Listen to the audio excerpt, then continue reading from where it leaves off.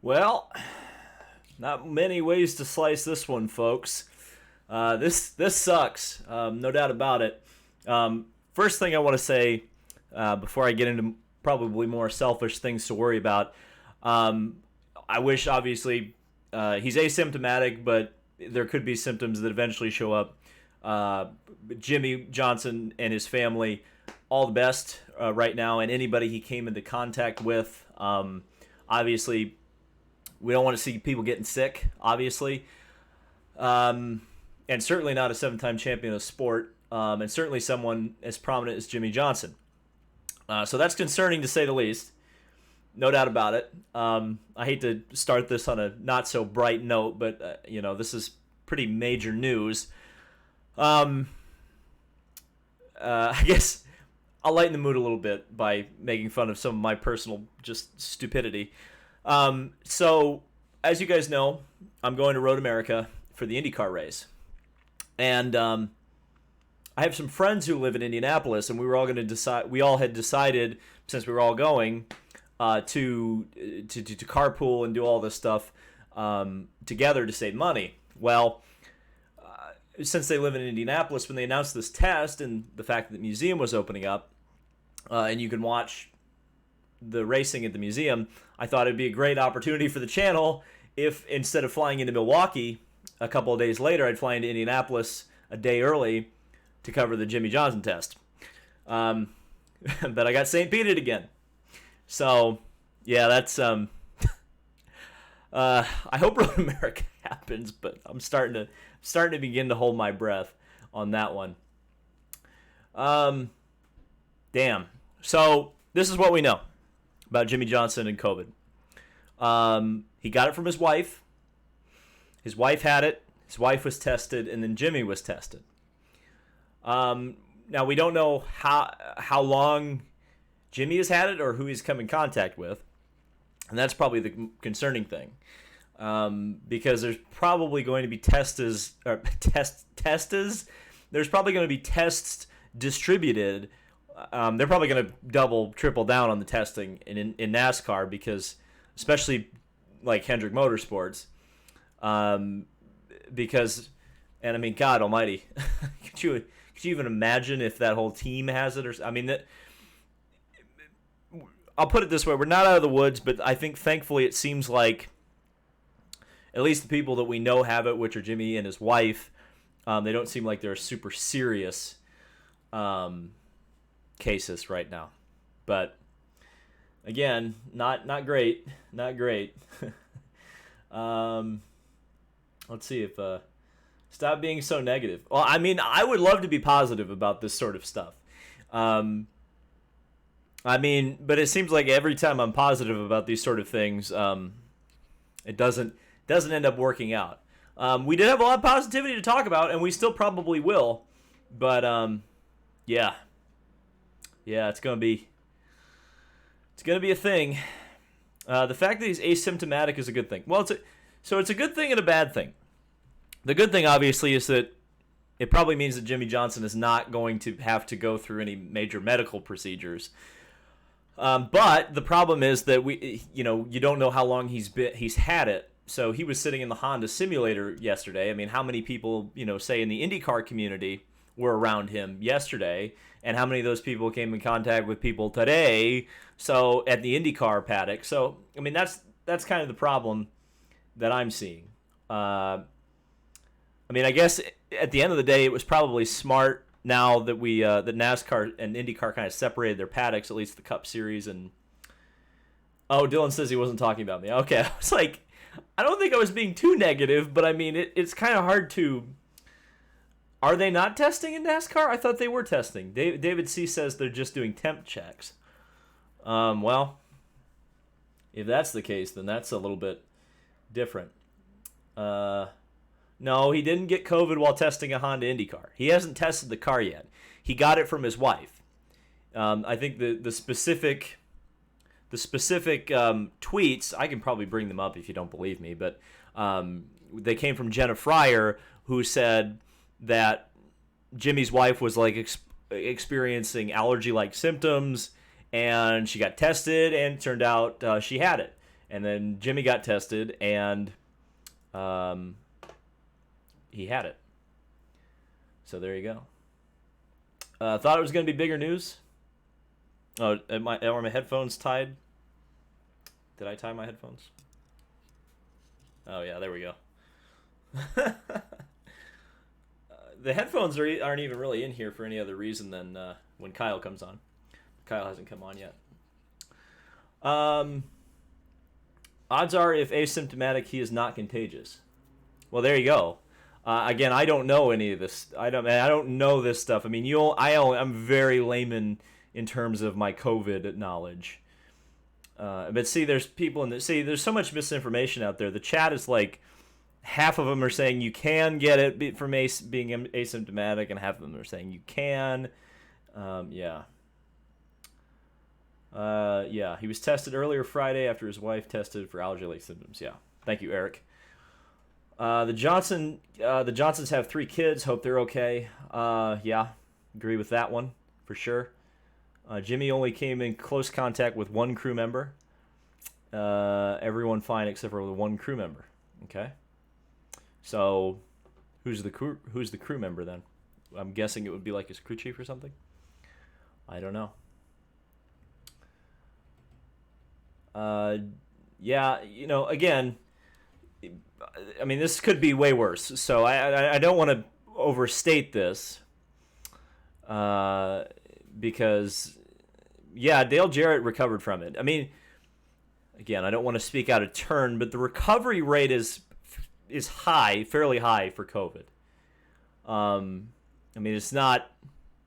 I mean, the reason we're kind of in a holding pattern in terms of society is because there's not a vaccine, there's not a cure, and there's not really a great remedy yet. I think we all knew a driver in motorsports getting corona was a matter of when, not if. I hope he makes a speedy recovery. The virus is serious, people, says GN. Well, I mean, Felipe Nasr had it today. So that's 2 drivers. Are they both based in Florida? I think Nasr is. And I think Jimmie Johnson is too. So I don't know. Are they both? It could be a Florida thing. I don't know.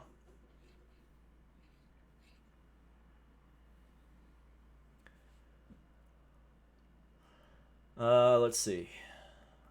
They are screening, not testing. Okay. Fair enough.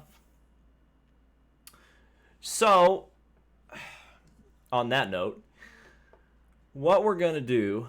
yeah, Felipe Nasr, he's the second driver for Whelen in the IMSA series. And Gabby Chavez is replacing him this week. So what we're going to do right now... Oh, yeah, the backup driver. The backup driver is Justin Allgaier. So, previous winner in the Xfinity series at Indianapolis. He burned down the bricks, but we'll try to ignore that for right now. Let me see. I'm waiting for Kyle to text me at some point. Kyle said he's eventually going to get on here. I think he's going to get on around 7:30 though.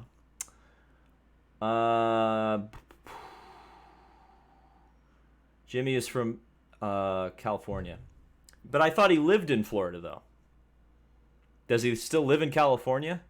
I thought he lives in Florida now. I could be wrong on that, but I thought he lived in Florida. Again, I could be totally wrong on that one. That's not what I want to do. I'm going to try to bring up the starting grid. I did make the entire starting grid. I didn't put the lap times because the Jimmie thing happened, and I figured that was a little more pressing than to continue to make a starting grid.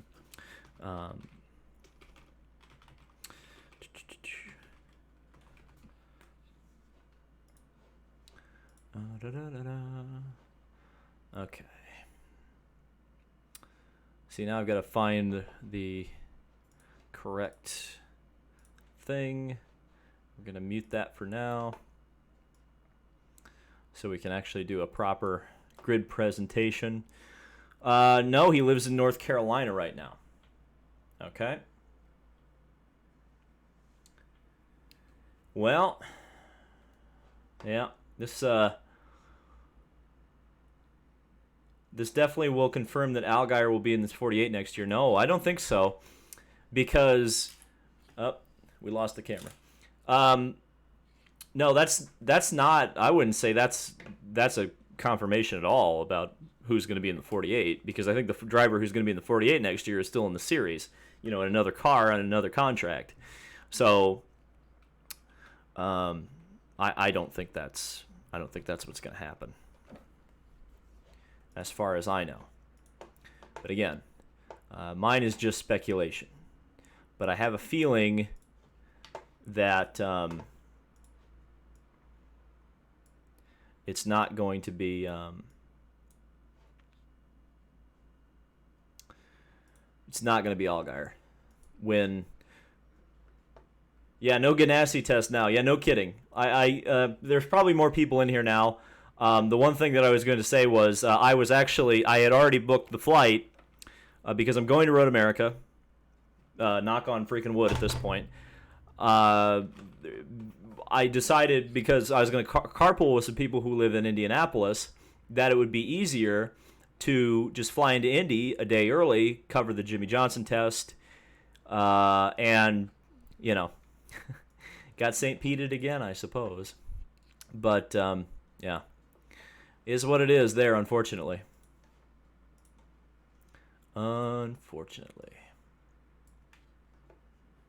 Yeah, Hendrick went with Allgaier because he's in Indy right now. He's a good Indy driver. Remember, again, I said this before. He's won in the Xfinity Series at Indianapolis. So, again, he's the best available option given the COVID restrictions. So it makes sense from that perspective. I'm trying to get the starting grid. Some of these Streamlabs things take forever to put together. Even after you make all these graphics, it takes 25 years to get them all together. I do wish they made this a little more user-friendly. I'm literally just going to call this image 1 just so it's a little quicker process. And then we'll go boink. Okay. Who has no seat time? St. Pete had counter too.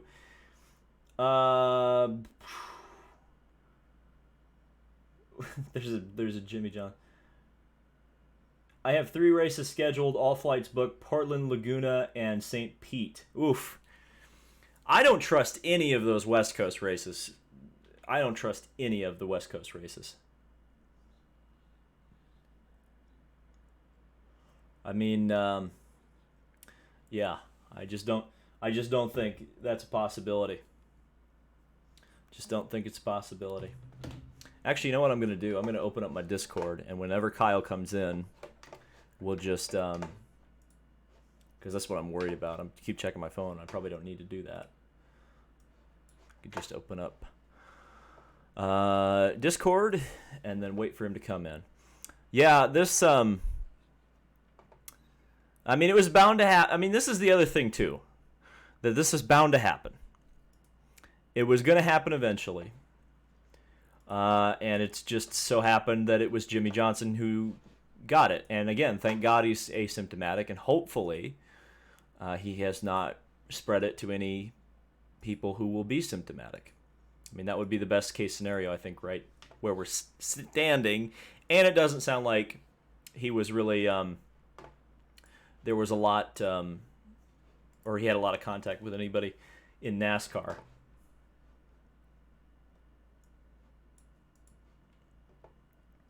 I'm not trusting a single race until a vaccine. I mean that's some commitment, because fast tracking the vaccine is supposed to take 18 months from March, and we're like 3 months in, so you still got over a year or whatever to go. Again, I've been to a race. I went to a dirt race. And again, if you'd gone to sleep in March and woken up and just driven to the racetrack, you wouldn't have really been able to tell that there was a difference. So I don't know. You kind of have to. And again, this could be the completely wrong thing, but you almost have to look at what you see on social media and what you see on television, and realize it's not really what's going on, right now. So it's weird because social media amplifies everything, right? And so a lot of the things that we talk about on social media kind of get amplified. Sometimes they're made to be bigger deals than they are. Though I would say that, again, we wouldn't probably be talking about this if it wasn't a big deal. Formula E is potentially going to abandon street circuits next season. Well, yeah, they're working on a vaccine. But, yeah, like GN said, October 2021 at the earliest. So, I mean, I appreciate those you guys. I appreciate those of you who take who are willing to wait till October 2021 and have that restraint to not go to a race until then. I don't think I would be able to do that. Thoughts at 50% at Indy. I mean, I think they've almost. This is what sucks about this, because I think at this point you almost have to follow through. You almost have to do it. But you either have to follow through with it or cancel, because if you start, telling people they can't go, that's going to be a big time issue. Big time issue. Okay, well, since we're waiting for Kyle, he's probably going to be in the next 10 minutes. We'll go through the starting grid for the IndyCar race, and then we'll get back to talking about some of this stuff. Let me set the song delay to actually be synced up this time. I don't think it was quite synced up the last time.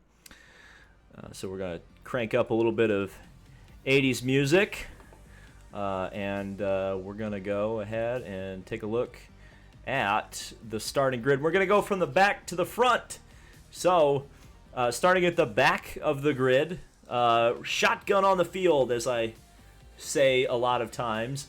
Dalton Kellett, 26th position. This is actually one of the biggest grids IndyCar has had. In fact, the biggest grid outside of the Indianapolis 500 since 2013. So, this is the first time we've had a row 14, isn't it?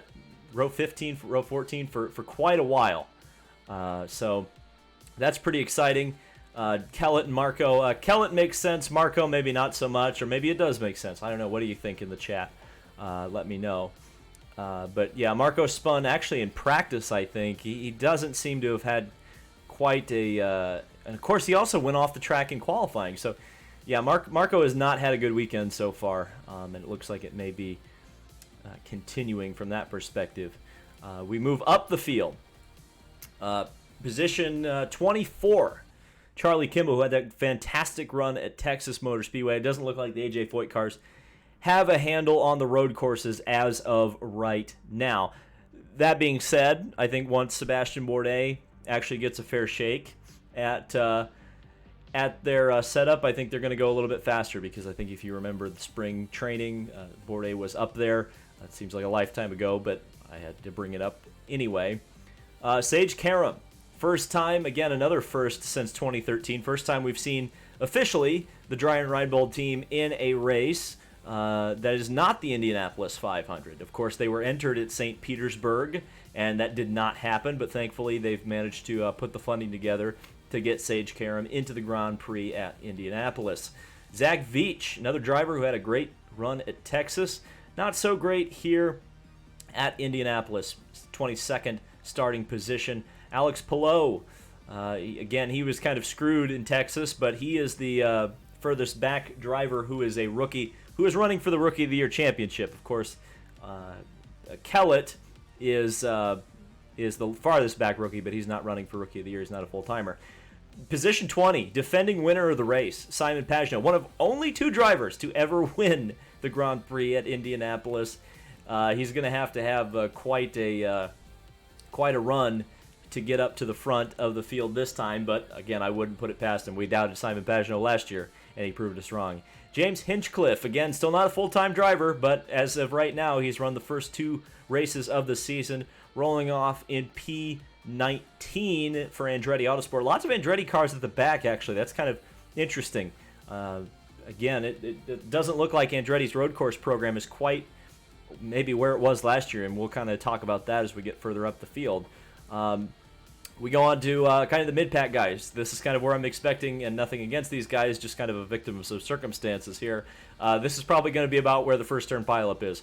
Rinus VeeKay, who had a terrible race at Texas, rolls off P18. Takuma Sato, who didn't even start the race at Texas, P17 in a new livery for that car. Spencer Pigot, teammate with Takuma Sato and Graham Rahal for this weekend, has been pretty fast. One of only 2 starts he's going to be making this year for the Rahal, Letterman, Lanigan team. The other one is at the Indianapolis 500.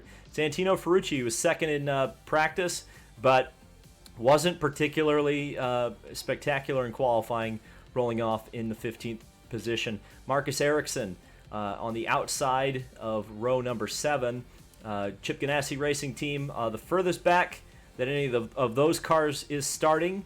But again, I think Ericsson had a crash here last year, but you would think a Formula One driver, natural terrain road courses would be kind of his strong suit. Pato O'Ward, McLaren, P13. Furthest back McLaren in the field, so pretty good for that team in I guess what's technically its second, or I guess it's the second race in this iteration. Not too bad, though. Again, a trend from Texas. O'Ward fast in practice, not quite as fast in qualifying. Interesting to say that. We go up to some of the more heavy hitters, and row 6 is kind of where the Andretti cars. These are the top of the line Andretti cars, which is kind of or not the top of the line. These are kind of the mid-pack Andretti cars. Excuse me. We kind of got Andretti cars sprinkled through the entire field. Ryan Hunter-Reay there had a good run at Texas. Considering the circumstances, and alongside him, Alexander Rossi, same 2 cars that had struggled to get off the grid at the Indianapolis or at the IndyCar race in Texas a month ago. Max Chilton making his return to the series in 10th place, pretty good qualifying result for him, and Felix Rosenquist, the driver who was kind of the show at Texas Motor Speedway. But, of course, the show ended up in the wall, as more often than not happens with the driver who's exciting at Texas. Connor Daly returns to the Ed Carpenter Racing Team, car number 20. Really solid qualifying effort, I think, from Connor. He had a great run at Texas, too. So remember, he's running for the championship, even though it's across 2 cars. So Connor going to be looking for points, not just necessarily a win. Scott Dixon, points leader, winner at Texas, was runner-up at this race last year. And you got to imagine he's hungry for victory. And here's the Fast 6. Pretty interesting results, got to say.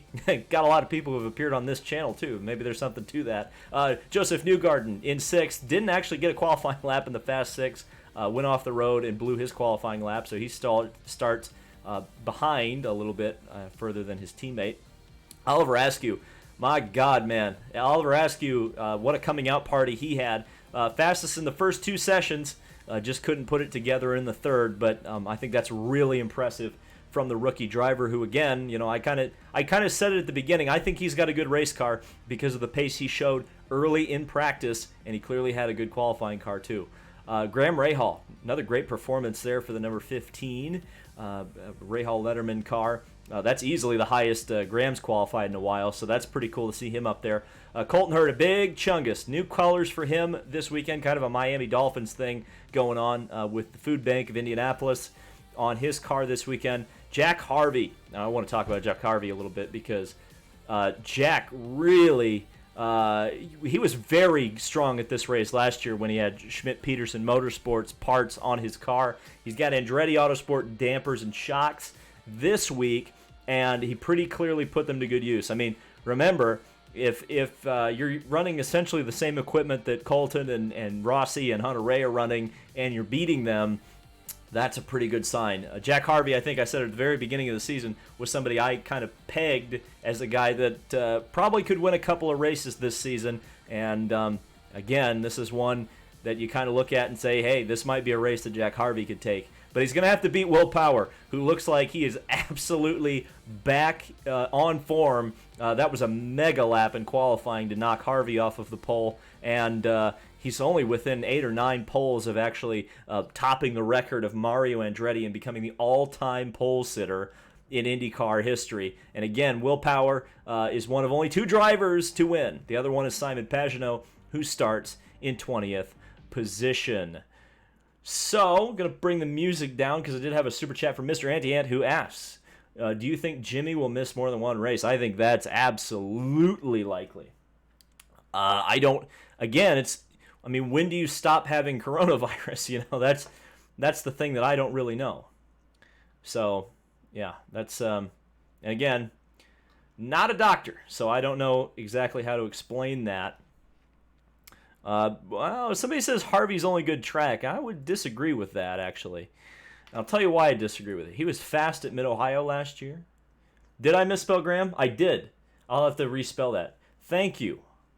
Before I post that on Twitter, then I'll fix that, and I'll have it ready for tomorrow. We are going to do a pre-race tomorrow. So I haven't scheduled that yet, but I think it's essentially going to be a pre-race for IndyCar, a pre-race for Xfinity, and a pre-race for and essentially a post-race for F1. So I'm going to try to stick it all in the middle there. Yeah, 2-week quarantine period. So I would say at least, yeah, you're right. So Brennan, you're right. So at least 2 weeks, probably more like 3. So Indy, Kentucky, and All-Star, says Isaac. Oh, Braden Eves. Harvey was fast at Mid-Ohio and Portland. Hey, Braden, you want to get in here? I'll bring you up in the Discord if you want to get in here. I need somebody to talk to. But yeah, I think the Shank team, I think they're going to shock the world a couple of times this year. But we'll see. We shall see. So we're back. We're back. Yeah, Stoinks. Yeah, I wish it was Stoinks. I'm just a little bit worried about all of this, isn't it? Why does NBC lie to us? This is not the first NASCAR IndyCar doubleheader. Okay, so I should address this because I think a lot of people, some people are being smartasses when they say that. Some people are genuinely like, wait a second, Indy cars and trucks run together all the time. So when you say NASCAR, what's the first thing that pops into your head? It's probably not the Truck Series. It's probably the Cup Series. So when people say NASCAR IndyCar doubleheader, they mean the Cup Series. And, this is the first time that IndyCar and NASCAR Cup have ever run together. Does that make sense? I hope that makes sense. Well, Michael Shank... Oh, is that Kyle? Oh, Kyle! Kyle, can you hear me? Okay. I think the chat will be able to... Oh, maybe not. I might have the desktop muted. Okay, talk. Hello? Ah, there's Kyle. So you guys should be able to hear Kyle now. Real quick, I've got a super chat that I need to get to. So, S. Blakely says, do you think Scuderia Corsa will come in full-time with Ferrari? I don't know. I don't even know what I'm having for breakfast tomorrow at this point. And quite frankly, I can't guess. So, Kyle, thoughts? Thoughts on everything. Just start talking. So, one, I hope Jimmie, thoughts are with Jimmie. I hope it's a speedy recovery. This is just insane, what's happened. This is crazy. Hello? Oh, is that Braden? Holy crap, we got everybody. Oh, wow. Well, welcome Braden Eves to the stream as well. Maybe. Did we lose him? But, I don't know. But yeah, he jumped crazy. He jumped. No, he's in here. He's in here. He's in here. No. He just lost his mic, apparently. Okay. No, keep going. But there's, man, what a crazy world we live in. Yeah, the one thing I saw you point out when I quickly looked at the stream, the one of the first things I thought about was, that he was in the Honda sim. What needs to happen now is they need to trace back, the big question. He got it from his wife, right? Yeah. Okay. The big question, I think. I don't think my mic or my I can't we can hear hear you guys, so I need to fix something real quick. Okay. All right. But yeah, I mean, what needs to what I hope, I don't even know, is how long he may have had it. I don't know if they can. I haven't paid attention to whether or not that can be tracked, but that's really important. And then the one positive I think is that he didn't get it from the racetrack. This didn't stem from being at the track. It came from a wife at home. It didn't come from someone at the track. Another thing is another steps being taken forward is Hendrick, I heard, is also pulling. There was apparently only one guy who was in direct contact with Jimmie this entire time, and they are quarantining him. So another member of the 48 team, who is the guy who was in contact, is now being quarantined. And yeah, moving forward, there's still some things to be answered to see, what the path is going to be. But I just, I kind of hope for the best. And man, man, what a bombshell! Yeah. Well, it's almost like a meme you would come up with, right? Like Exactly. Jimmie Johnson in his last season. Oh yeah, he's gonna get coronavirus too. Yeah. I mean, let's be honest with ourselves, though. I mean, let's be honest. I think all of us expected at least, at some point somebody to get it. One of the drivers. We expected this from the time they came back. Yeah, I think that's it. I mean, yeah, I mean I think there's a lot of the doomers that would probably say they're surprised it took this long. Yeah. But man, I guess the positive I would say is he didn't get it from the racetrack. Yeah. So that says to me, at least right now, that everybody is doing things right. Jimmie has allergy symptoms. Okay. Where are you getting that information? Where's that coming from? So his wife I did see the article. His wife. I did see the article that says that he had like allergy symptoms, and then he got the test, and the test came forward. And then the other thing is, I haven't read any articles. I like just got home from work, right? Yeah. So I've seen it. I've like just kind of, and then I listened to NASCAR radio on the way home. That's about all I got. But I did see the allergy symptom, and I'm not 100% on this, but I do believe he has to take a second test within 24 or 48 hours to really well here's the statement from Jimmie Johnson. I'll just read it here because it comes from Fox NASCAR. My first priority is the health and safety of my loved ones and my teammates. I've never missed a race in my Cup career, but I know it's going to be very hard to watch from the sidelines. I'm going to come back ready to win races and put ourselves in playoff contention. So he's clearly implying that they're definitely going to give him the playoff exemption, which I think in this case, I'm not going to complain about. I did hear something that straight off the bat, like all the waivers they have to sign that says, if you've been in contact, if you have to take it, then you do get a waiver. I think that was one of the things right off the bat. Jimmie, that they kind of. Adam Stern. Why did he even have to tweet this? Adam Stern just tweeted that, he tweeted an hour ago, that Jimmie Johnson's IndyCar test next week with Chip Ganassi Racing has been postponed. No shit. Like, oh yeah, David, I might not be coming out until Wednesday now. I don't know. Yeah, I kind of figured that. Yeah, so I already spilled all the beans because it doesn't matter. So I'll just say it here so you know what I've told them and what I haven't is that I said hang on, I'll tell the story and then I'll get to the super chat. So we were going to, so I was listening to Trackside with Kevin and Kevin, and Kevin was talking about the museum reopening. And I heard him say, oh yeah, because the museum is open, you'll be able to go stand on the viewing mounds and watch Jimmie Johnson's test. And then the wires like crossed in my head and I went, bzz. I was like, holy crap. I was like, wait a sec, because I was going to fly, because we're going up with some friends from Indy to Road America. And originally I was just going to fly from Newark Airport to Milwaukee or Chicago or something, which is closer and on the way. But then I was like, wait a second, if I'm going to Road America with people from Indianapolis anyway, why not go in a day early and cover the Jimmie Johnson test?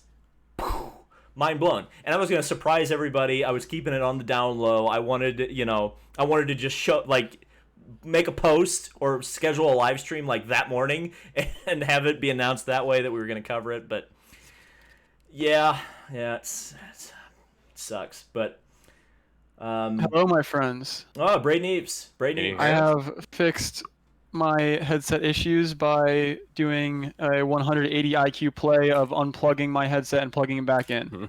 Well, that's how you do it. I'm gonna hit a couple of super chats real quick, Braden, and then we'll bring you in for some analysis. Mr. Anti-Ant asks thoughts on Porsche leaving IMSA. I've given it a couple times. I think it sucks. Again, so many things this year have just sucked. Period. But definitely the end of an era, and it definitely kind of spells the end for the GTLM class, I think. Dylan Haug asks, how many cars will Xfinity tear up in turn one, lap one tomorrow? A lot. I think both races are going to have pretty massive pileups at the start. But, yeah. So, Braden, how much of today did you watch, and what can you kind of comment on? I watched everything, every single lap today. Did you really? I've been looking forward to today for a while. All right. So just start hitting me with it. Start hitting you with it. Okay. So number one, shout out to my guys at Meyer Shank Racing. Michael Shank, great guy, love him. Local, he grew up in the same hometown as me, so gotta support the boys. He supported me in racing, rooting for them. Huge result, P2. Really happy for that. As well as the Road to Indy guys were super strong all day. Between Award didn't do as well in qualifying, but Askew, Award was, he was really quick in practice. You have Colton, just a lot of Road to Indy guys really fast, and right out of the gate, Askew's first first road course race, super impressive on him. No kidding. I mean, can we talk? I mean, it shouldn't have surprised me, but it did. The fact that he just came out there and just looked like a vet. I mean, at Texas he looked like a vet because he just went out there and just did the job, got a top 10 and didn't crash the car, unlike the other rookies. And here, guys going out and putting down P1 most of the 2 out of 3 sessions. It's crazy. Yeah, it is. And he flew a little bit under the radar. I mean, I think the people that were looking out for him at the last race at Texas noticed how good of a job he did. But here, it's obvious that he's up front. He's on top of the time charts. At Texas, he started further back and just did everything that he could, ran up front, made all the right passes, and was just extremely smart. But here, the pace is showing, and looking at a little bit of his onboard, it looked like he just the car looked like it had a bit of understeer, and it looked like he just roasted the front tires off. And when he went out for that second session, he just didn't have any front tires under him to get the lap time out of it. Yeah, that was a shame. But I guess you could say rookie mistake, right? Or not even a rookie mistake, just rookie learning. I remember Colton last year at Portland did that in the race. He cooked the tires while leading, and he learned from it. And when he went to Laguna Seca, he went out and won the race, led all the laps.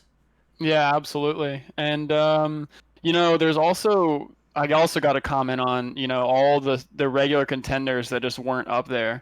I mean, Rossi just not doing what he usually does. And, Ryan Hunter-Reay as well back there. There's just a lot of guys that are normally quick that are just not that quick right now. Well, the big one. You got to wonder Simon if it's... Simon was the big Simon, for sure. Simon is extremely strong at this track. So it's just it's almost like a flip-flop grid. Well, that's first of all, that's part of the reason why I think we're in for an exciting race tomorrow, and also why I think we're in for a big time crash in the first turn, because there's gonna be a lot of guys charging tomorrow from the back, and that's a long straightaway into turn one, and it's a tight corner. So, yeah. Chris Colon asks, "What do you know? What site to bet on IndyCar New Jersey?" I don't. I'm sorry, I don't bet usually. So. Oh, Connor Daly did a really good job as well. Just looking through the starting grid. I mean, that was a big surprise. I mean, not that I expected less of him, but he was up there. That was one of his better showings lately. Also, shout out to Max Chilton on 10th. Connor's flying under the radar this year. I'm not saying he's gonna like compete for the championship, but he's not necessarily gonna be out of the top 10 in the points. I think by the end of the year. I'd believe it. I think now that he's finally getting, I feel like he's almost in his prime right now. Like I feel like he's getting the seat time that he needs, and he's just hitting a stride that he hasn't hit before, really. Hey, chat, who do you think's gonna win? I'm kind of interested to see win the IndyCar race. We'll do NASCAR a little bit later, but who's gonna win the IndyCar race? I'm kind of interested to see what the consensus is in the chat, because Cosmo says Herta, and I would have, if you'd asked me last year, I would have thought that he had a good shot last year, but he did. He got I think he got hit. He got nerfed by Harvey, didn't he, last year? So, but yeah, I want to talk a little bit more about Harvey, because you can talk about this a little bit because you've kind of been around that team, Braden. This kind of is a giant killing team, Meyer Shank Racing.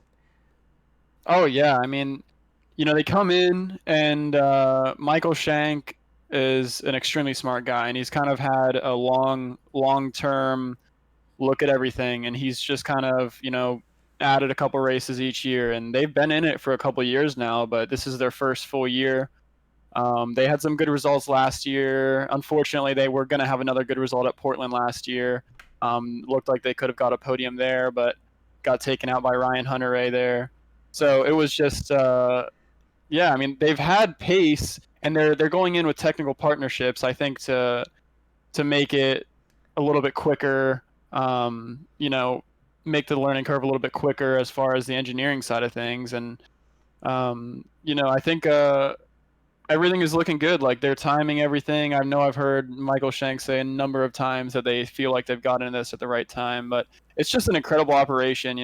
He's run a sports car team for a long, long time, and he's won the 24 Hours Daytona. He won the IMSA GTD championship last year. He's a great team owner, and it's just good to see them up front. And I think that it's going to be like that for, I think it is like a big team killer. I mean, being with Andretti, he's I feel like I'm rambling on a little bit here, but like Jack Harvey a number of times last year outperformed the Schmidt-Peterson guys, and then here he's outperforming the Andretti guys. So it's just interesting to see. That's the big thing that kind of struck out to me. I'm like he's ahead of, so he's essentially got the Herta deal this year, and he's ahead of Herta, who now has essentially factory parts, right? So that to me is that's the standout thing to me. Real quick, the chat seems to have the consensus that it's going to be Power.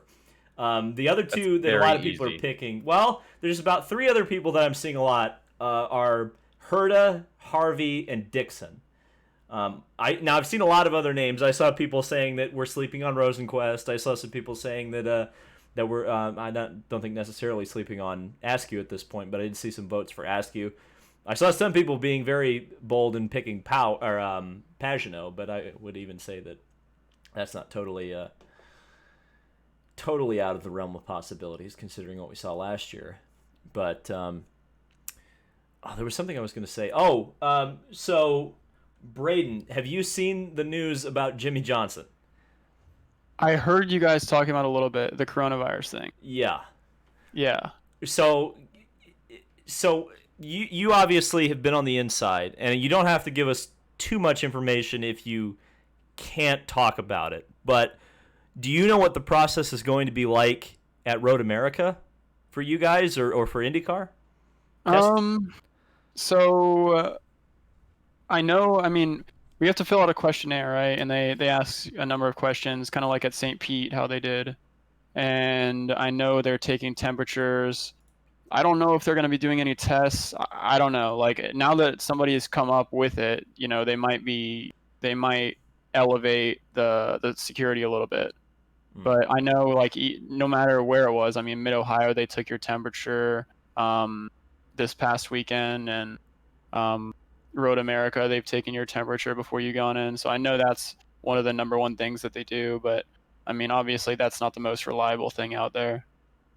Well, it's more reliable than the last race I went to, which just made us sign a waiver when we went in.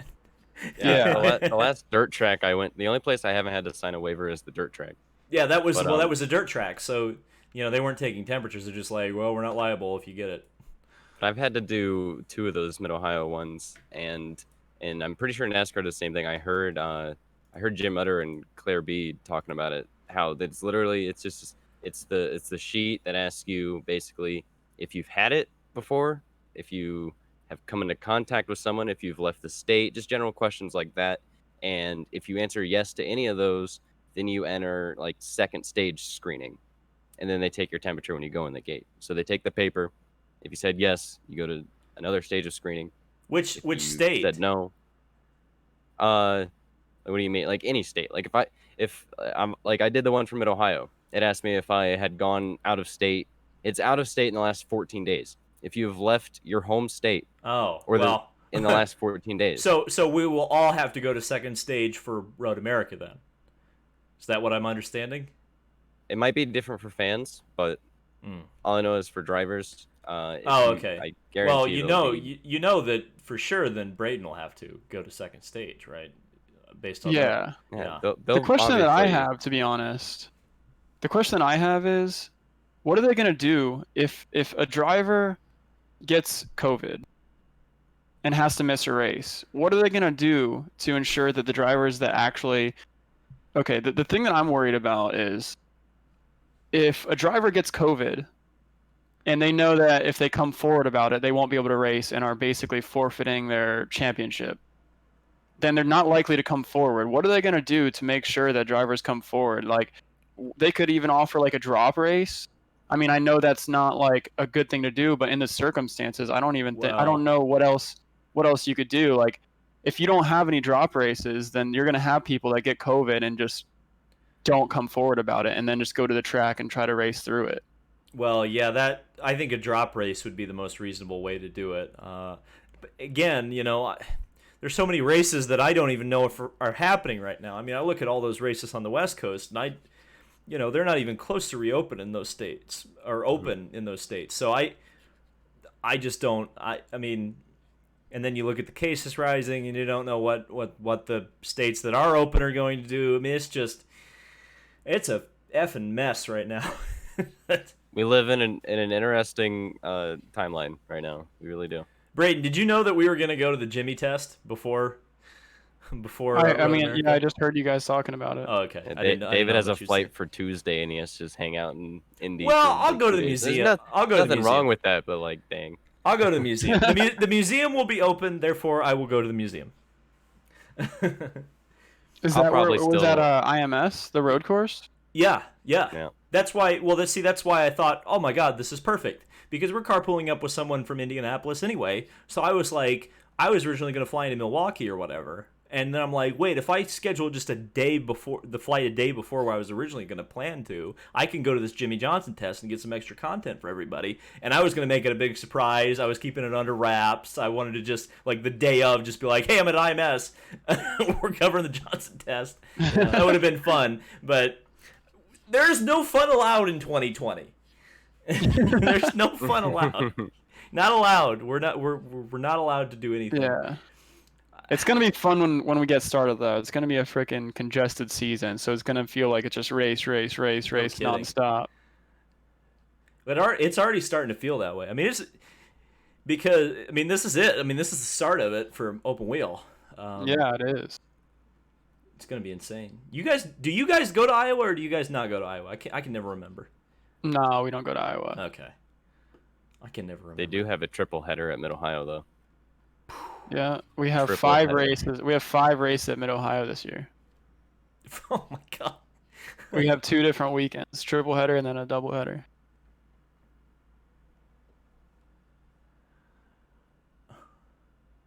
It's gonna be nice on my travel budget. Yeah, no kidding. No kidding. That's why that Monday test was so important. Oh, I You know. got five whole races. I know. That's huge. And we were fast, so that's good. Yeah, you've been You're not testing supposed to quite say a bit. that. You're not supposed to say that.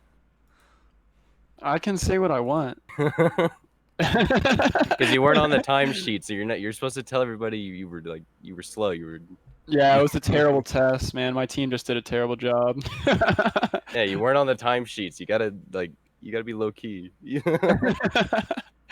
I don't think anyone in Indy Pro 2000 is watching this, so I think we're all right. I think we're all right. You'd be surprised. So sometimes I at this point I'm not gonna rule out anybody watching. I've been surprised too many times. I seriously have been. It's crazy sometimes. Yeah. Just like that Braden Eves guy. My God. Well, you know the last time we did this, freaking Colton dropped a super chat and then came in, like at the very end of the stream. Oh yeah. I was And then- watching when that happened. Yeah. And then dropped on us that he was driving injured. Yeah. He said he broke a rib. I wish I would How have. did- I wish how I would did have he- asked him when he did it. Yeah. How did he break a rib? Do you know? Nobody knows. I don't know. I haven't asked him. I could ask him, but I don't think he'd answer. Or he'd just be like, "Why are you asking me that?" It's like that happened like a month ago, man. Move on with your life. Like, dude, you remember that? Yeah, that's the Colton answer. Oh yeah, that did happen to me. Well, it must be all good now if he's qualifying third. He must be all God healed. damn it. Or he's not, or he broke like 2 more ribs. Good luck. Going back to Who knows? IndyCar for a second. Sure. Okay? No, it's cold. Okay. I think the big thing is that is probably not going to bode too well for Will Power. Is he's a fantastic driver on one lap, but traditionally he hasn't been the best on managing tires. So it's going to be interesting to see. It's going to be super hot. So tire wear is going to be, it's all going to be in the hands of the driver. But And on the other whoever hand, does how many times has he won at the Indy GP? in May weather though, May 3rd weather, or May 7th through 9th weather, that's usually like 50 in the morning, 75 in the afternoon, maybe 80 max, and it's a good 15 degrees hotter than that. That's a Well, good point. This is why we have you on. and we also know that and we also know from qualifying that the tires haven't exactly been lasting for very long. No, they haven't been. No So- tire lasts very long in that weather. I mean, Yeah, especially yeah. on a slick track. Well, So and the Goodyear rubber, that's the other thing that's kind of the other factor. And most of it will be washed away, not washed away, but probably, off of the surface by the time they race tomorrow, just based on how everything is gone. But I mean, how much of a factor did the Goodyear rubber play into the tire wear we saw during qualifying? Yeah, I don't know. That's a hard question. Like the only people that would know that is the drivers. We need to get a driver. Yeah, get Askew or Colton on here. If but- Askew doesn't respond to his DMs quick enough, that's the problem. He's too busy probably pouring over data right now, Yeah, beating himself up over not getting pole. that guy he did fine. He did Yeah, he fine. So I didn't get to see it much. The question I have that could be important is is there a distinctive difference, a gap in the reds and the blacks that's being seen, or is there no difference? Because that's usually a big factor. Oh, there's a big difference. There's probably about a second already because they were going way faster when they got on the Some reds. weekends Firestone likes to make them barely different. Sometimes it's a huge difference. No, Yeah. there's a big gap this weekend. It looks like. I'm seeing people posting SIK video. Yeah, the MBM team is down there. Yeah, they're all wrecking. I can't wait to get back to Indianapolis at least for a day. It's gonna be fun. But so I think we should talk a little NASCAR because I think some people are probably here to talk about that. It looks like right now that there's, from what I saw in practice, I didn't see the whole practice because I was obviously streaming for one of the sessions, but looks like it's down to Allmendinger, Cindric, and Briscoe. That looks like the 3 guys that are kind of going to be competing for the win. So I'm gonna put this down right now. If Cindric doesn't win this, I will be surprised. I will be very. You don't think Dinger's going to win? I think Austin Cindric all the way, dude. I think All somebody. the way. Well, you know what I'll say? Somebody's gonna get wrecked for the win. Dude, turn one's gonna be mayhem. We've seen enough pileups in the IndyCar weekend there in turn one. These NASCAR guys have to brake way early, and it's gonna be And also they have the wheel hop. insane. So as soon as it's gonna somebody be insane. as soon as somebody f's up and pile drives the field, it's gonna be chaos. The one thing for sure is it's not surprising at all to see Cindric and Dinger up there. Like, they are the guys to beat this weekend, and I think everyone knew that coming in. They're open wheel guys. And you have to remember, They're open wheel guys. That's why. What? Cindric's not an open wheel guy. I saw him race in IMSA Indy guy. Pro. Yeah, no, he ran in Indy Pro. I remember it. Or USF. Back in the day. Yeah. But yeah, it's because you gotta think Cindric was another thing that's, it might be small, but Cindric was at the test when they first ran the Xfinity car there with De Benedetto, and that was the 22 car out there. I mean, there wasn't much. There was like no data from that because it was in February, but still, I mean, and he knows the track probably more than anyone. You gotta think, he's been around the Penske team long enough, and I'm sure he is quite into the IndyCar stuff, and he's probably quite familiar with the track. Well, so there is the factor that Allmendinger is. I think they arranged the cars based on points, right? Mm-hmm. So Allmendinger's like in 30th. But let's be honest here. He gets to miss the lap one mayhem. Yeah. So yeah, I think this is my prediction for how this race is going to go. Going to be a lot of yellow, a lot of yellow, a lot of yellow, and it's all going to be happening on starts and restarts. I think there will be the two guys who are fast will establish themselves, which are probably going to be Cindric and Allmendinger. And towards the end of the race, the two of them will wreck, and the third place car will win. What do you think about them putting the big old sausage curbs after the IndyCar race on the track? I think they need it for NASCAR. I think NASCAR, They need watching that practice session, they were just cutting the track wherever they possibly could. So, I mean, thank God they're not doing it for the Indy cars because we'd be sending somebody to space. But yeah, I think it would have been interesting to see the NASCAR do the F1 corner. I wanted them to do that. I think that would have been way better than the chicane for NASCAR. I mean, honestly, can we talk about why that chicane? Like, what is the reasoning of having that chicane for IndyCar as well? Which chicane? The corner. Did anyone ever think about the one on the back straight? Out of like one of the. Because it's the new right. It's the new exciting chicane. that's talking about the one going on to the back straight. Yeah. Yeah. So why can't that's literally how Mark cool. Miles described it. Are you talking about for IndyCar? Yeah, or like anything, but it's cool. Like, I'm for it, but at the same time, why? Why can't we run the F1 corner? Well, from like a driver standpoint, when you have the F1 corner, it makes it a lot harder to pass because that's a aero dominated corner and you get a lot more aero wash. So basically all that chicane does is extend the straightaway. So then you can pass better in the down at the end of the straight because you're carrying more speed. Yeah, pretty much. See, now that makes sense. But the NASCAR guys, you guys have no excuse. Go run. Yeah, the F1 there's chicane. no excuse for that. Because when F1 went there was no passing, like, ever. Everyone was wondering if they were going to run NASCAR 1 backwards. I wish they would have.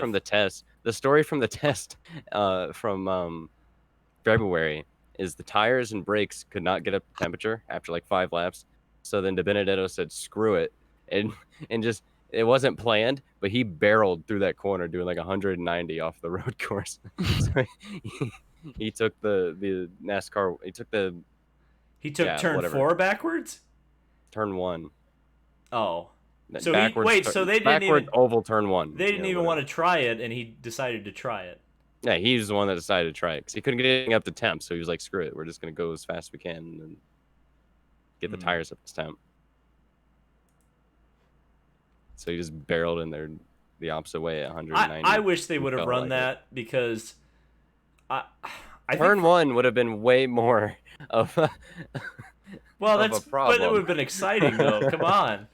if you're gonna no half measures. If you're gonna have a crazy corner on a track, have him go in there 20 mile an hour faster. It's fine. Make it crazier for the fans, man, for the TV. We're doing it for the fans, man. God Almighty. Let's bring the chat into this. Let's see what the chat has to say. All right, we're opening. Actually, you know what? Chat first. Pick your NASCAR winner for Xfinity, not Cup. And we'll do a pre-race show, I think, tomorrow too. I don't know when we're gonna do it though, because we have to like schedule it in between a lot of different things. Are we doing a pre-race for IndyCar like after the warm-up? Yeah. Okay.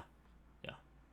I haven't Tomorrow's scheduled July that 4th, so I will not. What time is the randomly race? be called into work. Noon. Noon. It's the best time ever. I can sleep into like 10 o'clock and only have 2 hours to wait. I can make a nice breakfast. Noon. You know. Oh, it's gonna be so nice. And you know what? But They're here's so early. oh, it's so much. Oh, Okay. Would you rather? Hold on, Braden. Would you rather have it start at 4, like the freaking Cup race is gonna start the next day? There's no excuse for that. My no God, excuse. 4 o'clock. Green flag on a 400-mile stock car race at 4 p.m. at a track that doesn't have lights. What are we doing? This race already. What are we This doing? race every year already takes like 6 hours. There's to like complete. 5 red flags every year, nonstop. I shouldn't be complaining though, because literally all my races last year were at like 8 Chef a.m. Fabian. Yeah, you're an Indy Pro driver. All of your races start like early in the morning. USF, we would race at 8 a.m. It was so bad. It's literally. Although it was like the fastest conditions though. Yeah, because when you're camping at the track, there's nothing better to be woken up to than a beautiful USF car. I used to do an impression of the old Star Mazdas.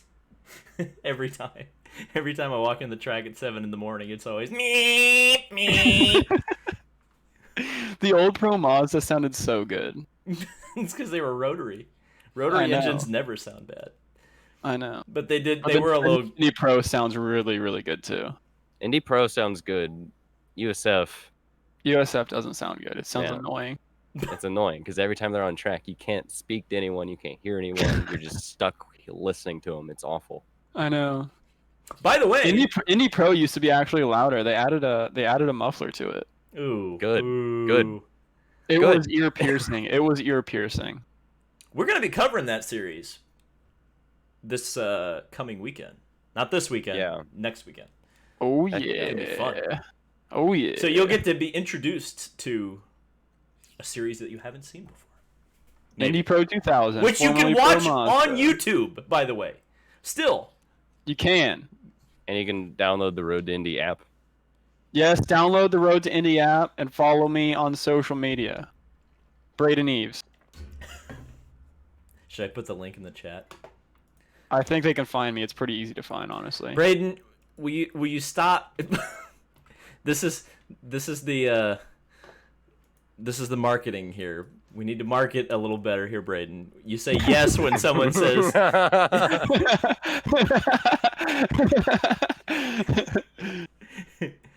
Oh, would you like to share my link to my Twitter in the chat for 343 people? Well, yes, I would like you to do that.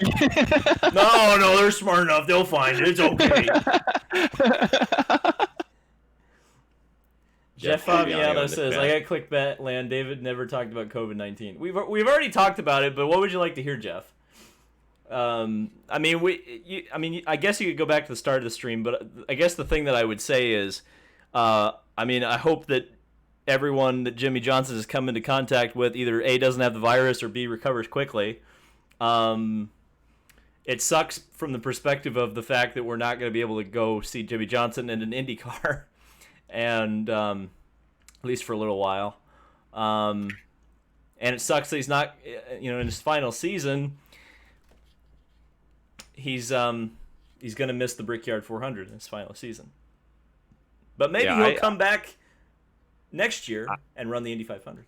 I was very excited to see Jimmie Johnson in an IndyCar, but the person I feel bad for, freaking Jimmie, dude. I can't imagine how Jimmie feels right now. IndyCar tests twice.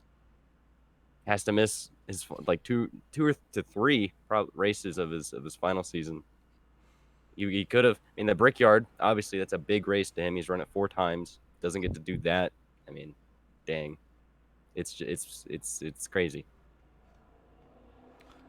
Yeah, this whole thing is. We continue to live in a weird.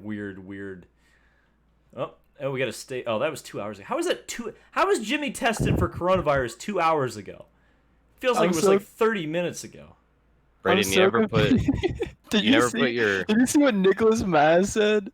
I think you, Jeff, and Brayden would make for a better Barstool Sports than actual Barstool Sports. Fair What? enough. Don't say that. We'll get canceled. Oh man. So. Oh, I shouldn't be cryptic. I heard a rumor that somebody's gonna get canceled. We're gonna see if it comes to pass, but somebody's about to. What is your YouTube URL, Brayden? How can you? Oh my God! Sometimes people tell me things. Oh God! That's all I'm saying. Oh God! Right, I want to put your YouTube in the chat, but what is it? What happened? Don't worry about it. I want to put your YouTube channel in the chat, but what is your URL? Alright, just do like a bit lie. Oh no! Do you have a custom URL that I could use? But what? Wait, hold on a second. We need to look this up real quick. We're gonna read this out in the chat.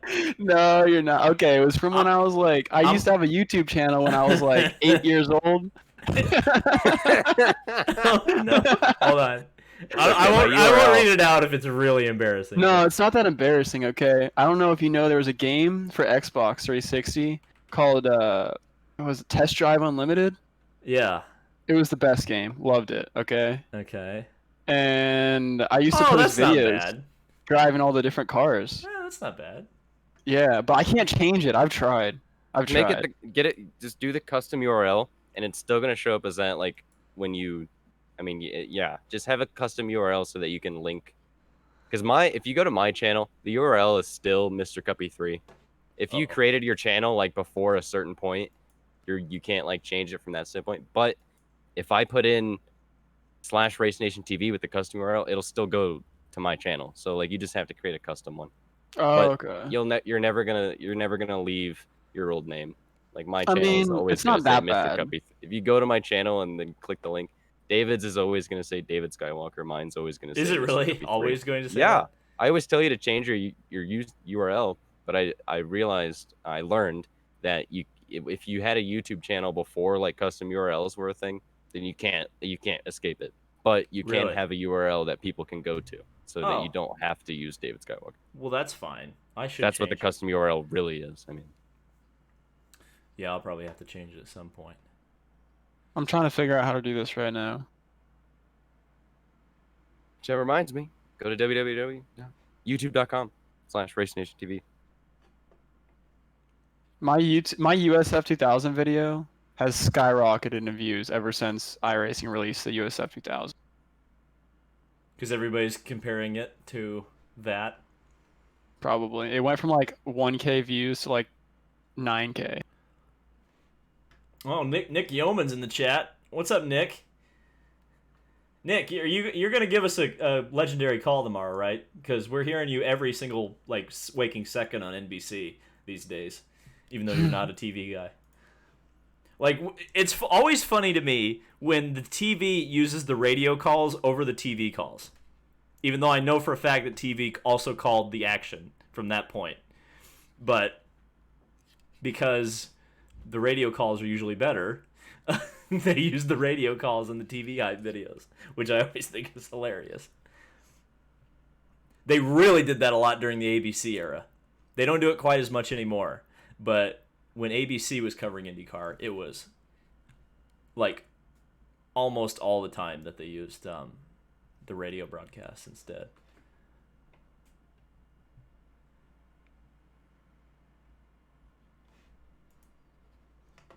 Did I lose you guys? No. Oh, okay. Just an awkward silence. I am watching the first night of Ohio Sprint Week, sprint cars. Didn't you say you wanted to talk about sprint cars? Yeah. Now's your chance. And then we'll open it up to the chat, and then we'll get off of here for today. Well, I mean, do we have any sprint car fans in the chat? I'm sure there's many. But yeah, last week we had Pennsylvania Speed Week. That and Kyle Larson, and it's been an awesome battle between Kyle Larson and Danny Dietrich. It's been fun. I have the Flow Racing subscription, and I've been watching every night with my buddies on Discord. We've just been watching Speed Week. It's been an awesome battle between Kyle Larson and Danny Dietrich, and it's coming down to the wire. Larson's won twice, Dietrich's won twice. Larson actually won last night, and Dietrich kind of choked tonight. It's not on Flow Racing. I don't get to watch it, but it's kind of overlapping. In Ohio Speed Week's going to start tonight. Currently watching some of the heats now. Tomorrow's Port Royal. Anthony, that's a cool track. That's the track David went to. That's and the cool same guy track. that won when David went, Anthony Macri, he won the other night. It's been fun because I've been watching with Joe. Joe Donahue. Go check him out. He is from Pennsylvania, so he's been teaching me about the posse and all those drivers. So I've learned a lot this week about Pennsylvania sprint cars. And Anthony Macri is going to win tomorrow. He's a beast at Port Royal. He's literally won the last 4 races there. So Speed Week for Pennsylvania is going to end tomorrow. And then Larson and Rico and those big guys, they're going to move to Ohio. And what's going to be interesting is Larson, because he's in Pennsylvania, is going to miss the first 2 days of Ohio Sprint Week. So he has 2 days of points to make up in Ohio. And it's going to be interesting to see if he can still win the Ohio Championship. Larson he's won the Indiana Midget Week. He's looking as the clear favorite to win Pennsylvania Speed Week, and he's probably still the clear favorite to win Ohio if he can, really be dominant, which he has done in Ohio before. So, yeah, Kyle Larson making headlines in dirt, being a beast. It's gonna be interesting, and I'm going to be doing sprint car stuff about Ohio Speed Week on my channel. I have like 4 or 5 videos that I am making literally at once right now. They're not at the back burner. I'm literally like editing 4 or 5 different scripts at once. I have Braden's video I'm gonna do. He's got a video coming out like in the next 2 days. I'm gonna have that done like teaser ASAP. I'm making that. I have 2 videos here. I want to cover some of the nights of Ohio Speed Week, even if I have to do it with David and our friend Steve, and also David, you're gonna be watching some sprint cars. I have the subscription. It's gonna be fun. Oh, okay, that's fine. Fun next week. We're gonna have. It's gonna be fun. We got a lot of stuff coming. But I am just overhauled with, stuff to do, right now. Because not only do I have 5 videos to make at once, I have been working the last 3 days, in a moving company. It's been awful. Oof. There are a couple of things I wanted to say in the chat. Jeff Faviano is saying, "Oh, he's canceled for not covering NASCAR Heat 5." Oh, I thought that was just Heat 4.5, but Nick Yeoman says the legendary calls are queued up, so that's good. S. Blakely said something that I think is important to bring up, which is bring back Kevin Lee, and then Elite Fight said Jan Bikas as well. Yeah, where are all the IndyCar pit reporters? Where did they go? Can we have them back, please? Anyway, BFM's in the chat. BFM said, I think, I gotta find it. Black Flags Matter. Excited for Justin in the 48. So there you go. Yeah, that was one thing. That's one thing too. Is Justin Allgaier finally gets a chance in the top. You get to do the ride. kamikaze thing now. Justin Allgaier finally has his chance. It took coronavirus to give Justin Allgaier his chance. That's such a great impression. He should have had the 22 car, but then that wiki-faced Joey Logano got... I'm trying to keep it PG. It's very difficult. Yeah, it's very, very difficult. Very difficult to do kamikaze and not just start swearing. But yeah, I really don't think Justin's had a chance in Cup, in a top right at least. He did that thing. He did the 2 seasons with H. Scott, but like, man, he's a guy that really deserves it. Think about it. Dang. We shouldn't have burned out on the bricks. I'm still mad about that. Okay. I'm gonna give him a mop. Could give him a mop. You think a mop's gonna help the rubber on the bricks? Yes. He's gonna stand there until that rubber comes up with him. What are you gonna do? You're gonna give him a toothbrush and be like, "That's what you get." Yes. You gotta clean up with a toothbrush. Somebody's asking about the NASCAR Authentics I bought. Maybe we'll set like a sub goal. Like when I get to like 55,000 or something, I'll open this up. How much does Ganassi want to win this weekend up in Indy? How much does Ganassi want to win? I assume they want to win. I mean, I don't think they would be there if they didn't want to win. But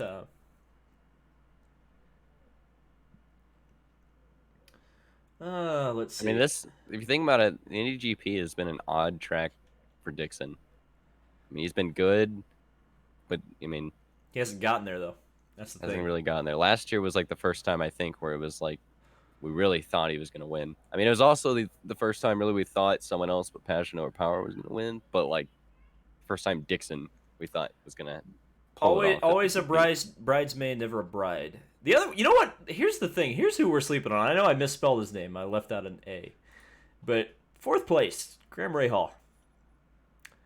See, I wasn't going to bring that up. Got a bit of feeling about him all of a sudden. I don't know. I was just thinking about it and going, yeah, he wasn't that slow in 15, and you know everybody's got the same aero kit now, and and then in 16 he actually qualified like 2nd, and then was like he got a penalty, didn't he? He got a penalty for being underweight by it was like by nothing. He was underweight by nothing and had to start in the back, and then still came back to finish like 4th or 3rd. I don't even know, but yeah, he's going to be battling whether his car will fire and whether it won't fail mid-race because of a battery. And that's not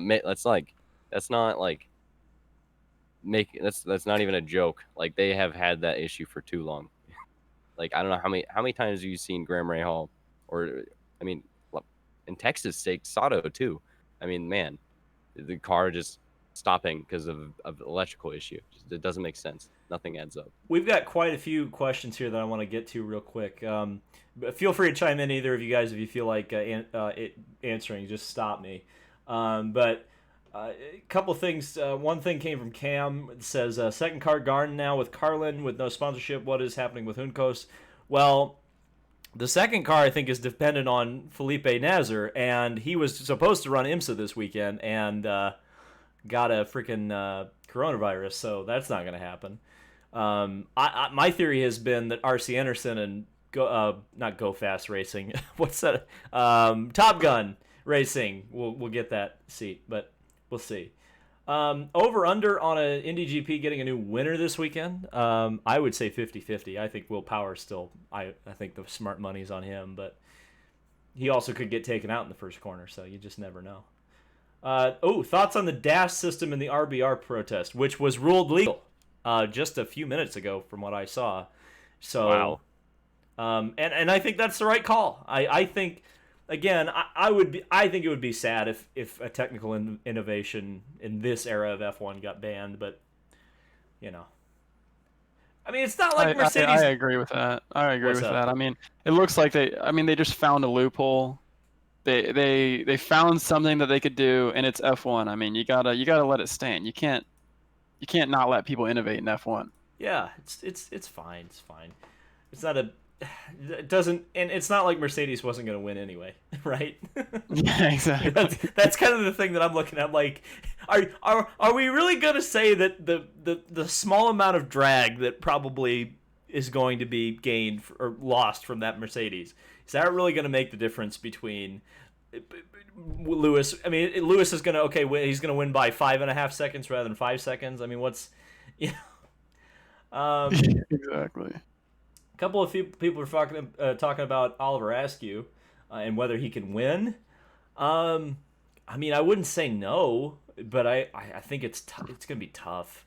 It's going to be. I mean, the problem is this field is so close.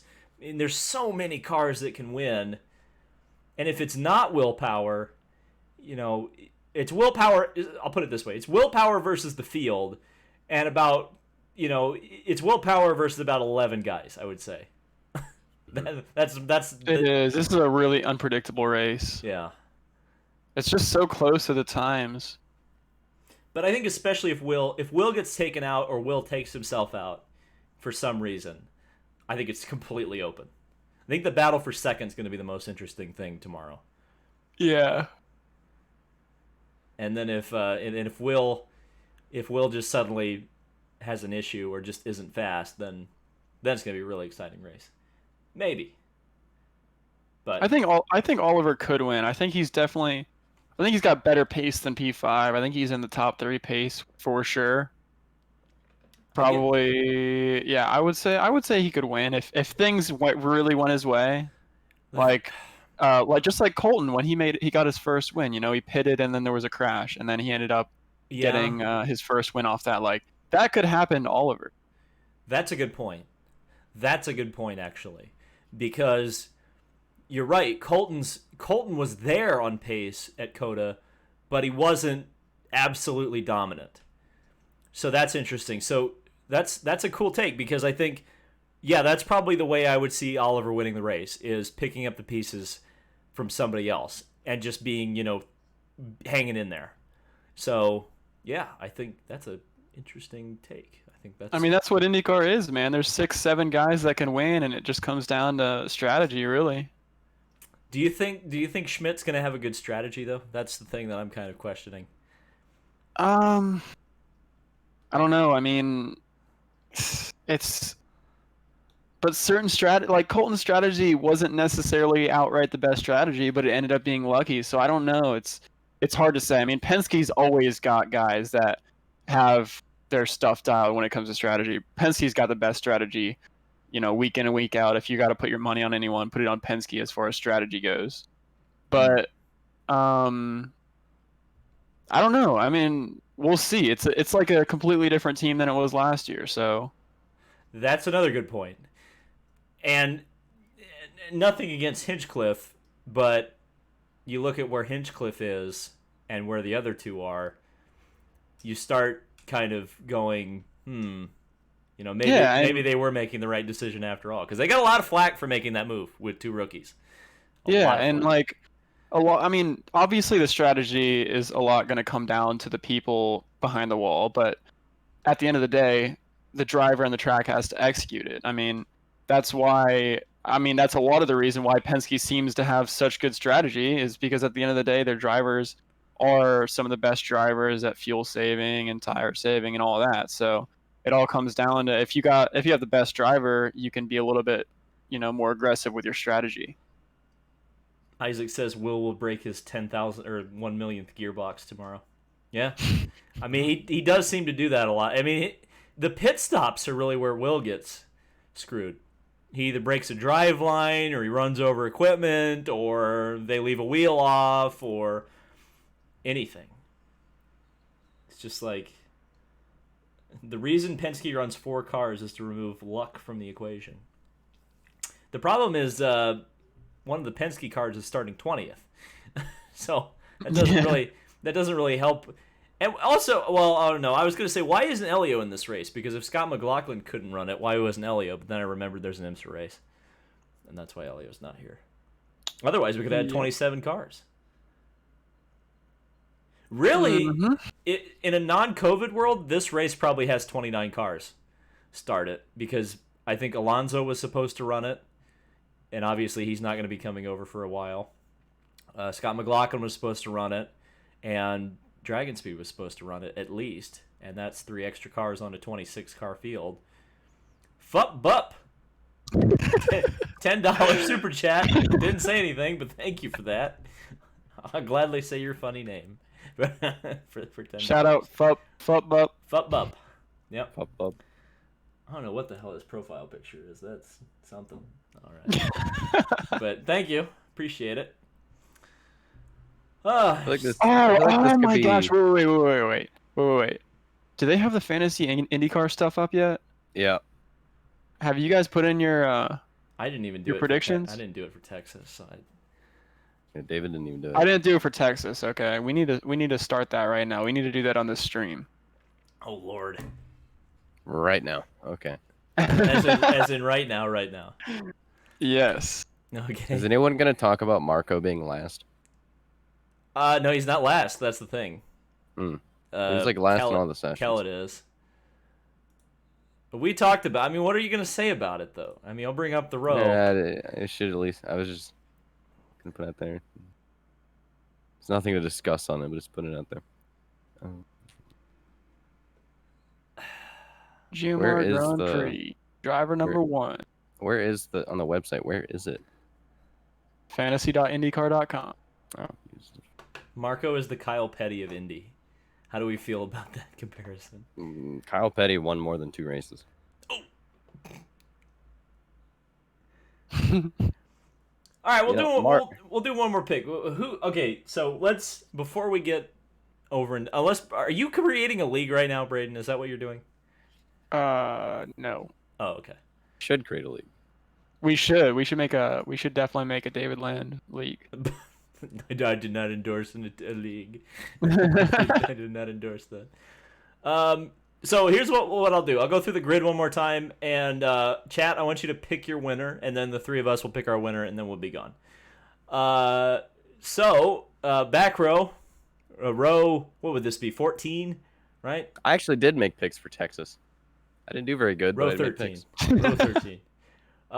Back of the field, Dalton Kellett in his first IndyCar race for AJ Foyt, and Marco Andretti, P25. P25 for Marco. Brain, are you making the league or should I? You should make it. Okay. What should I name it? The David about to mute Land, these guys. The David Land Challenge. The David Land. Wait, we need to find a really good nickname, David, and then use that. They're probably gonna ban it. Be like, David Land's a banned word around here. What do you think? David Land Challenge or what do you? I don't know. I don't know. The Cowcat Challenge. Okay. Oh no, the Cowcat Cup. Cowcat. Cup with a K. Oh no! What does that What does that become as an acronym? Don't say it. I already got it. Okay. Cup with a C. I was like, no, that's a terrible idea. That is a very, very bad idea. Okay, the starting grid continues. B24, Charlie Kimball, AJ Foyt Racing. Sage Karam in 23rd for Brian Reinbold. First time they've been back since 2013 at a race outside of the 500. Zach Veach, good at Texas, but not so good here in P22. Oh, I should turn on the song. Why am I not turning on the music here? There we go.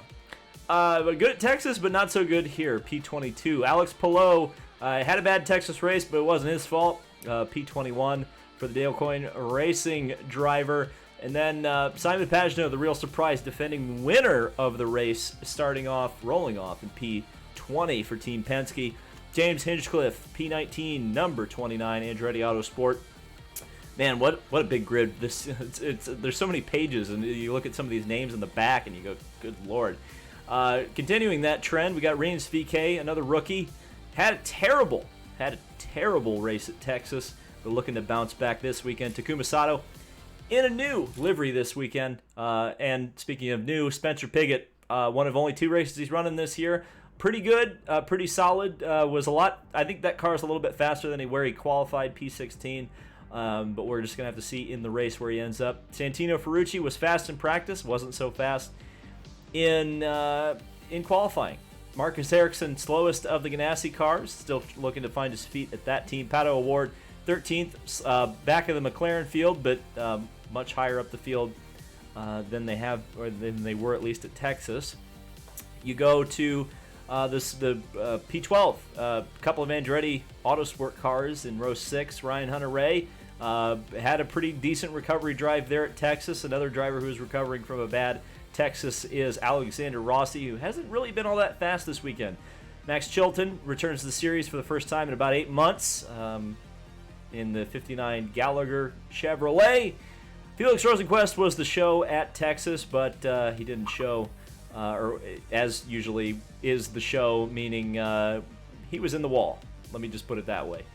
Connor Daly running the full season, but the first time this year for Ed Carpenter Racing in the number 20 Air Force car. Scott Dixon, the points leader, most recent winner at Texas Motor Speedway, was a runner-up at this race last year. Top 6, you guys have seen these guys quite a bit. I know I misspelled Graham Rahal. You're going to have to deal with it until tomorrow. Joseph Newgarden in P6, didn't get a qualifying lap in. Oliver Askew was incredibly fast. Went to the top of the charts in the first 2 qualifying sessions, but didn't nail it in the third. Graham Rahal has been fast here before, and that's a great starting position for a driver who's known for making up positions throughout a race. Colton Herta won 2 races last season, or 3 races. 2 races, 3 races? How many Colt races did Colton win last year? 2? 2. Colton Herta won 2 races last year, both on road courses. So look for him. Jack Harvey finished 3rd last year. This was his best race of the season. Look for this team to be a giant killer. I think this is your dark horse right here in P2. Will Power, what else can you say about him? One of only 2 drivers that have ever won this race. Was a half a second up on the field at one point in qualifying. He's going to be the guy to beat, but you just never know. It's IndyCar racing, and anything can happen. Okay, who do we think is going to win this race? We're going to start with... Can we do that tomorrow? Oh, I guess we can do it tomorrow. Yeah, you'll have to stay tuned for tomorrow. We're doing one in the morning. Unless Braden's not gonna be there. Braden, are you gonna be? I will be there, man. Okay, I'm gonna be freaking up and hype, and we're all gonna be there, right, chat? Well, we're all pretty much. Well, yes, right, chat. You're gonna be here, right? I mean, I'm gonna be up for F1. I know that. So. What time is F1 right? It's not the race. It's qualifying. Oh yeah. Which is usually more exciting than the race, which is why I watch qualifying. Okay, what time is qualifying? Oh God, it's like 6 o'clock in the morning or something like that. Oof. Yeah. I may watch it. That's when practice. But you're gonna be up and hyped and ready, right? We still For got F1? Actually, early the first part of the first race of F1 is always the most exciting because you don't know who's gonna be Fup best. up, $5 says Willpower will win tomorrow. No question about it. We'll see about that. Thank you, Fup Up. The chat is picking a lot of people. Somebody said Scott Dixon. That's a hot take. I mean, I wouldn't bet against it. Behind the wheels picking the David Land drivers, Colton Herta or Oliver Askew. Hey, there's 2 drivers in the top 6 who went on this channel in the last 12 months. So I would say Braden, you're looking pretty good for Road America at this point. Early morning bison burger tomorrow. Oh, back with the bison burgers. Heck yeah. People keep calling my drink cup the water cooler. It's a big boy. The water cooler. But it's hot in this room. This house doesn't have central air and it sucks. You may see the bacon grease on my face. I turn off the air conditioner so we have good sound quality. The problem is it means I'm just like burning up half the time. F1 quality 9 a.m. Eastern, 9 a.m. Oh, not bad, not bad. Oh, 9 a.m. That's not too bad. Well, that's when IndyCar warm-up is. Which one will you be watching, David? I'll probably have them both up. I'll probably put them both on. That's probably what I'll do. Put the IndyCar on the laptop and put the F1 on TV. Good strat. Multi-screen. Did you see the wide Danica meme? Because everybody's talking about wide Yes, Danica. Yeah, why? I saw this morning and I was like, Give us an explanation. Have you ever seen the wide Putin meme? No. That was a Carnation video, David. You uploaded a Carnation video. I That's what did. You did. I know I did. I've got another one that I can upload tonight, actually. I'm going to upload the other wide meme I made. I made one today. We're going to premiere that one at 9 p.m. So be there. Premiere. We're going to premiere it. It's like 10 seconds, but we're going to wait 2 minutes. But I'm going to premiere it. I think it's my dream is to have a wide Braden meme someday. We gotta have you walking angrily somewhere. Because I don't want to spoil it, but it's another instance of someone in IndyCar who got angry and like stomped around. But it's not Danica this time. Willpower? It's not Danica. It's not Willpower. Oh, okay. You You get a wide middle finger, Willpower. But it would be too short. You have to have them like stomp around for a little while. Gotta create the build up to them Yeah. getting wide. They gotta start out skinny and then get wide. That's the best part. Was that really the best part of the Yeah. Danica meme? And then we're gonna change colors, and then that was the best part. The build up.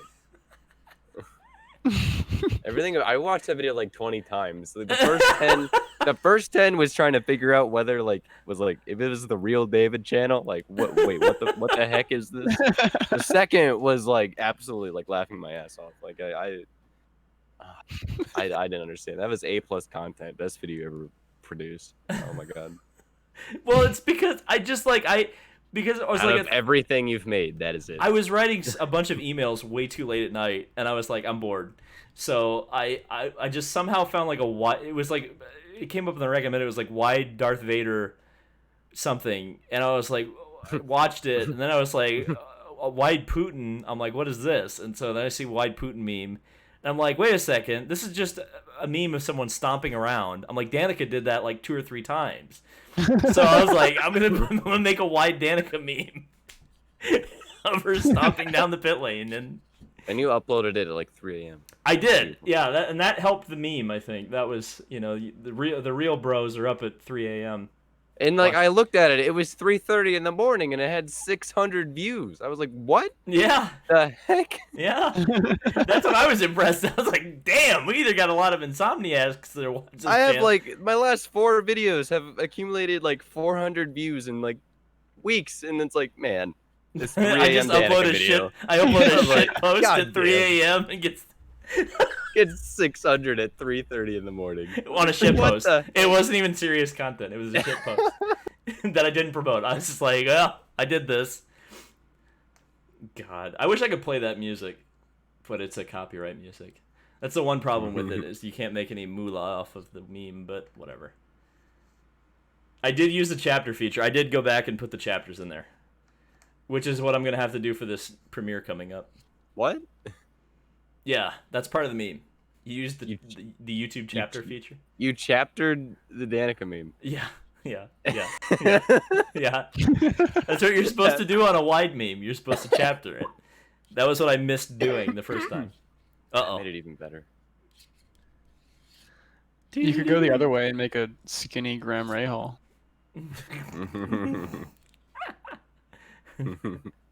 Not wide Graham. Nah. Wide boy. All right. If you made like a wide Mike Harmon, that's in the chat.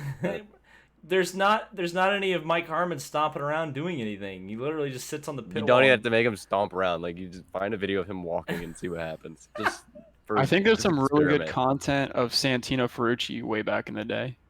Oh. He's got a long history. Wow, Braden, you're acting like this is new information. Yeah, but further back than you know. Oh. Back in the karting days. Oh no. Am I gonna put Marco on my fantasy team? Is he worth like $1 $25, which is sad. He's worth more than Connor Daly. to get Connor? What are you thinking? Get Connor. Right now, I have Will, Herta, and Daly. And then if I leave that, then I have like room for my only options after that is Karam and Kellett. So it's like, what? People are asking for diecast reviews. Yeah, Mr. Andy Ant's asking for diecast reviews. I said if we hit, I'll set a goal and I'll open those cars up that I got last time. So we'll see you guys tomorrow. My camera shut off, meaning I've already gone over the time I should have stayed on. But yeah. Any final thoughts before we go on tomorrow morning, guys? Subscribe to Racing Nation TV. Okay. That's about it. Yeah. And everything else. Subscribe to Braden Eves. Subscribe to Braden Eves. It's now youtube.com/Braden Eves Racing. There you go. Definitely not Test Drive 1. That also works. Test Drive Cars 1 on YouTube. There you go. Okay. Well, we'll see you tomorrow. And yeah, well, hopefully. What time, David? Well, so probably like 10, I would guess. You're gonna do a 2-hour pre-race? Doesn't IndyCar coverage start? Oh yeah, I guess it doesn't start at 11, does it? Yeah, so I guess we could go on at 11, or maybe 10:30. 10:30. 10:30. 10:30. Let's go. 10:30. There we go. Okay. Let's go. All right. 10:30. See you guys tomorrow. And yeah, thanks for tuning in. Hopefully, by the time we wake up tomorrow, everything won't be shut down. But you never know.